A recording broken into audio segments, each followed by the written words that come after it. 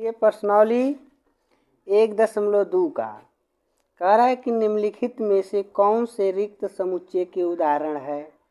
अब इसमें हमको दिखना है कि कौन कौन रिक्त समुच्चय है और कौन कौन रिक्त समुच्चय नहीं है। प्रश्न कह रहा है कि दो से भाज्य विषम प्राकृतिक संख्याओं का समुच्चय। तो ऐसी कौन सी संख्या है विषम प्राकृतिक संख्या जो 2 से कट जाती है। तो आप सभी को पता है कि कोई भी ऐसी विषम प्राकृतिक संख्या 2 से नहीं कटती है। तो 2 से जो संख्या न कटे प्राकृतिक संख्या, तो वह यहाँ पर लिखा है कि 2 से विभाज्य या भाज्य विषम प्राकृतिक संख्याओं का समुच्चय। तो 2 से तो कोई कटवे नहीं करेगा, इसलिए यह रिक्त समुच्चय है, यह रिक्त समुच्चय हो जाएगा। और दूसरा है सम अभाज्य संख्याओं का समुच्चय। तो सम अभाज्य संख्याओं का समुच्चय, तो हमको पता है कि एक ऐसा नंबर है होता है जो सम भी होता है और अभाज्य भी होता है। तो इस वाले सेट में एक नंबर है हमारे पास 2 जो सम भी है और अभाज्य भी है, इसलिए इसमें एक अवयव आ गया, एक हमको अवयव मिल गया, तो इसे हम रिक्त समुच्चय नहीं कहेंगे। तो ये हो जाएगा आपका, ये क्रॉस कर देंगे। उसके बाद दिया है कि तीसरा यक्स सच डैट यक्स एक प्राकृतिक संख्या है। तो यक्स का इसमें जो नंबर रखा गया है, यक्स जो है प्राकृतिक संख्या के लिए लिया गया है। और यहाँ कह रहा है कि यक्स लेस देन 5 और साथ यक्स इज ग्रेटर देन 5। यानी इसमें हमको देखना है कि यक्स के मान 5 से छोटा हो और 7 से बड़ा हो। तो हमको कोई ऐसा संख्या नहीं मिलेगा जो 5 से छोटा, तो 5 से छोटा 4, 3, 2 और 7 से बड़ा 8, 9, 10 ऐसे नंबर मिल जाएंगे। तो इसके बीच में तो हमको एक भी नंबर नहीं मिला। तो जब इसके बीच में हमको एक भी नंबर नहीं मिला तो यह रिक्त हो गया। इसलिए आपका ये तीसरा जो उदाहरण दिया हुआ है यह रिक्त समुच्चय होगा। उसके बाद कह रहा है कि y सच दैट y किन्हीं भी 2 समांतर रेखाओं का उभयनिष्ठ बिंदु है। तो जब 2 समांतर रेखा हमारे पास रहेंगे, ऐसे 2 रेखा खींचा जाए, तो ये दोनों रेखा एक दूसरे को कहीं टच नहीं करेगा, कहीं कटवे नहीं करेगा, तो इसका कोई उभयनिष्ठ बिंदु मिलेगा नहीं। तो इसलिए जब इसका कोई उभयनिष्ठ बिंदु नहीं है, कहीं एक क्रॉस नहीं करता है, तो इसलिए एक यह हो जाएगा रिक्त समुच्चय का उदाहरण हो जाएगा, यह एक रिक्त समुच्चय होगा। यह रिक्त समुच्चय है। अब देखते हैं, अब दूसरा प्रश्न है, कह रहा है कि निम्नलिखित में से कौन परिमित और कौन अपरिमित है। कौन कौन परिमित है, कौन अपरिमित है। तो आपको पता है कि ऐसा समुच्चय जिनमें हम अवयवों की संख्या को गिन सके उसे परिमित कहते हैं, और जिनके अवयवों की संख्या को न गिन सके उसे अपरिमित कहते हैं। तो वर्ष के महीनों का समुच्चय, तो एक वर्ष में 12 महीने होते हैं, तो इसे हम गिन सकते हैं, इसलिए यह हो जाएगा परिमित हो जाएगा। दूसरा दिया है 1, 2, 3 और यहाँ डॉट डॉट दे दिया है, तो इसके आगे बहुत सारी ऐसी नंबर हैं जिसे हम गिन नहीं पाएंगे, इसलिए यह अपरिमित हो जाएगा। यहाँ पर तीसरा में दिया है 1, 2, 3 डॉट डॉट करके 99 और 100, यानी 1 से 100 तक की प्राकृतिक संख्या दिया है, तो हम इसको गिन ले रहे हैं कि 1 से 100 तक का नंबर है, तो इसलिए यह परिमित हो जाएगा, परिमित समुच्चय हो जाएंगे। उसके बाद 4 है 100 से बड़े धनात्मक पूर्णांकों का समुच्चय। 100 से बड़े धनात्मक पूर्णांकों का समुच्चय, तो 100 से जब हम बड़ा धनात्मक पूर्णांक लेंगे, तो 100 से बड़ा जब लेंगे तो इसके आगे हम बढ़ते जाएंगे, यानी 101, 102, 103, तो 104, तो बहुत सारे नंबर मिलेंगे जिसको हम काउंट नहीं कर पाएंगे, गिन नहीं पाएंगे, इसलिए यह अपरिमित हो जाएगा, अपरिमित समुच्चय हो जाएंगे। उसके बाद इसके बाद दे रहा है 99 से छोटी अभाज्य पूर्णांकों का समुच्चय।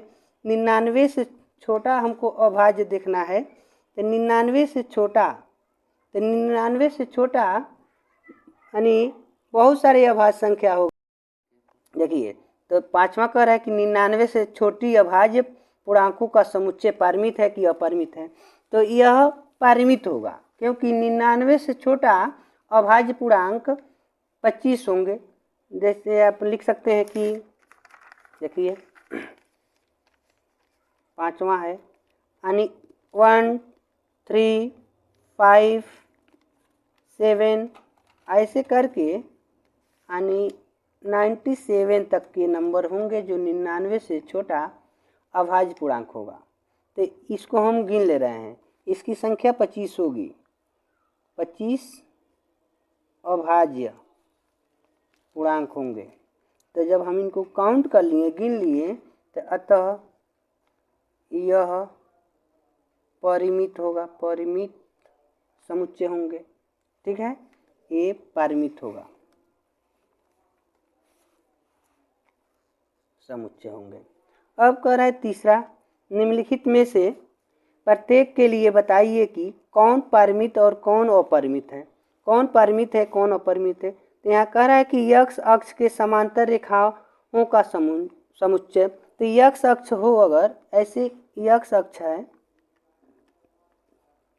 x अक्ष, तो इसके समांतर हम बहुत सारे रेखा खींच सकते हैं। ऐसे खींचते जाएं रेखा, बहुत सारे लाइन खींच सकते हैं, तो जिसको हम गिन नहीं सकते हैं, ये लाइन नहीं गिन सकते हैं, इसलिए ये अपरिमित होगा, अपरिमित समुच्चय होंगे। अब दूसरा कह रहा है कि अंग्रेजी वर्णमाला के अक्षरों का समुच्चय। तो अंग्रेजी वर्णमाला में कुल 26 अक्षर होते हैं, आप गिन सकते हैं इसको। तो इसलिए आप कहेंगे कि यह अंग्रेजी वर्णमाला के अक्षरों का समुच्चय परिमित है, परिमित समुच्चय होगा। उसके बाद तीसरा कह रहा है उन संख्याओं का समुच्चय जो 5 के गुणज हों। तो अब बताइए, अब उन संख्याओं का समुच्चय जो 5 के गुणज हो। तो 5 का गुणज होता है 5, 10, 15, 20, 25, ऐसे बहुत सारे हमको नंबर मिलेंगे जो 5 के गुणज होगा, इसलिए हम इसको गिन नहीं सकते हैं। तो यहाँ पर ये हो जाएगा 5 के गुणज जो है ये अपरिमित हो जाएंगे, अपरिमित समुच्चय हो जाएगा। उसके बाद कह रहा है कि पृथ्वी पर रहने वाले जानवरों का समुच्चय।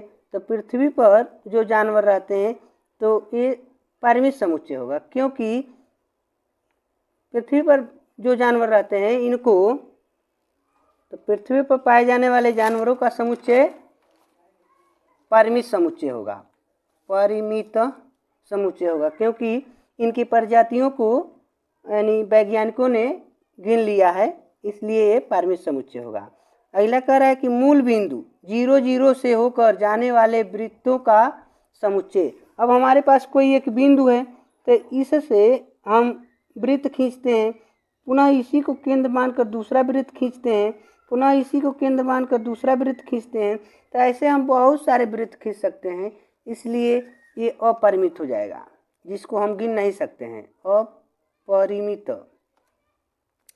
अब देखिए प्रश्न नंबर 4 कह रहा है कि निम्नलिखित में बताइए कि a बराबर b है अथवा नहीं, यानी a का मान b के बराबर है कि नहीं है। तो a में देखिए, a में a b c d है, तो इसमें भी देखिए a b c d है, तो यह बराबर है दोनों। ठीक है, यह बराबर हो गया। तो इसलिए यहाँ पर आप कहेंगे कि a बराबर b, यहाँ कह देंगे, केवल आप कह देंगे कि a बराबर b है। ठीक है, 4 का 1। उसके बाद देखिए कह रहा है कि दूसरा 4, 8, 12, 16, तो इसमें देखो 4, 8, अब इसमें 12 नहीं दिया है, 16, 18 दे दिया है, तो इसलिए यह बराबर नहीं है, यानी इसमें जो नंबर है वह नंबर इसमें नहीं है। तो आप लिखेंगे दूसरे के लिए a not equal to b, ये बराबर नहीं है। तीसरा कह रहा है कि 2 4 6 8 10 एंड 2 4 6 8 10। इसमें देखिए यक्स सच डैट यक्स सम धन पूर्णांक है जो x less than equal to 10। तो यहाँ पर जो b का मान दिया है आप इसको लिख सकते हैं। b में अगर नंबर रखना चाहते हैं तो यहाँ कर सम धन पूर्णांक होना चाहिए लेकिन 10 से कम। तो धनात्मक पूर्णांक 2 4 6 8 10 तक लिखना है। तो 2 4 6 8 10 1 2 3 4 5 नंबर है। इसमें भी 2 4 6 8 10 इसमें भी वही संख्या है जो इसमें है। तो इसलिए तीसरे के लिए आप कह सकते हैं कि a बराबर b होगा, a बराबर b होगा। अब देखिए यहाँ पर चौथा सवाल दिया है a बराबर यक्स सच डैट यक्स संख्या 10 का एक गुणज है, मतलब इसमें 10 का गुणज। तो इसमें देखिए 10 15 20 25 30, तो इसमें 5 के गुणज है और इसमें 10 का गुणज है। अगर इसमें हम नंबर लिखे तो 10 20 30 40 50 60 ऐसे लिखेंगे, लेकिन इसमें 10 15 आ गया, 20 के बाद 25 आ गया, तो ये नंबर बेसी दे दिया। ये जो है 10 का गुणज नहीं है, इसलिए यह बराबर नहीं होगा। आप कह देंगे चौथा सवाल जो है a not equal to b होगा। अब पांचवा देखते हैं हम। पांचवा प्रश्न कह रहा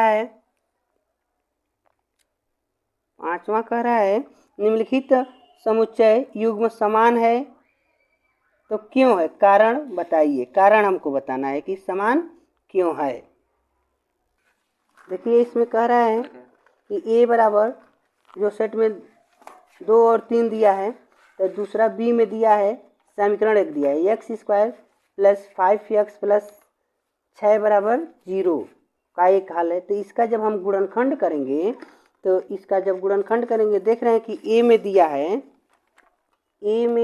है 2 3 और b में दिया है x square plus 5x plus 6 बराबर 0। जब हम इनका गुणनखंड करेंगे तो हमको ये मिल जाएगा। इनका गुणनखंड इधर करके आप देख सकते हैं कि x square plus 5x plus 6 equal to 0 है। तो एक्स स्क्वायर प्लस इसको 2 भागों में तोड़ेंगे तो 3 प्लस 2 जोड़ने पर 5 हो जाएगा, गुणा करेंगे तो 6 भी हो जाएगा, प्लस 6 बराबर 0। तो एक्स स्क्वायर प्लस तो यहाँ हो जाएगा 3x plus 2x plus 6 equal to 0। तो यहाँ से जब 3x कॉमन करेंगे तो x प्लस 3 और यहाँ से 2 कॉमन करेंगे तो हो जाएगा x प्लस 3 इक्वल टू 0। तो 2 पार्ट में लिखेंगे x प्लस 3 और x प्लस 2 बराबर 0। तो यहाँ दिख रहा है कि अगर 2 पार्ट करें तो x plus 3 equal to 0, x बराबर -3 और x प्लस 2 बराबर 0, तो x बराबर -2। अब देखिए इसमें b का हमको अब जो मिल गया -2 और -3, लेकिन a में है 2 और 3, इसमें -2 -3 आ गया। लेकिन आप जब देखेंगे तो ये आपको इस किताब में ये परिमित मतलब समान दिया है, बराबर दिया है, इसको भी प्लस आना चाहिए था, लेकिन ये माइनस है गया। तब तो हम कहेंगे कि a not equal to b है, बराबर नहीं है। यहाँ पर प्रश्न कहा है कि इसमें बताइए कि कौन समान है, तो इनका दोनों का नंबर बराबर नहीं मिला। लेकिन अगर हम ऐसा कर दें, ये सुधार इसमें कर दिया जाए कि x square minus 5x plus 6 equal to 0, मतलब जहाँ प्लस है इसको अगर माइनस कर दिया जाता है तो देखिए तो x square minus 3 plus 2 x plus 6 equal to 0। तो x square minus 3x minus 2x plus 6 equal to 0 हो जाएगा। और x कॉमन करेंगे तो x माइनस 3 और -2 कॉमन करेंगे तो x माइनस 3 इक्वल टू 0। तो x माइनस 3 दूसरे में हो जाएगा x माइनस 2 इक्वल टू 0। तो 2 पार्ट करेंगे तो x माइनस 3 इक्वल टू 0, तो x बराबर 3 हो जाएगा। और यहाँ पर x माइनस 2 इक्वल टू 0, तो x बराबर 2 हो जाएगा।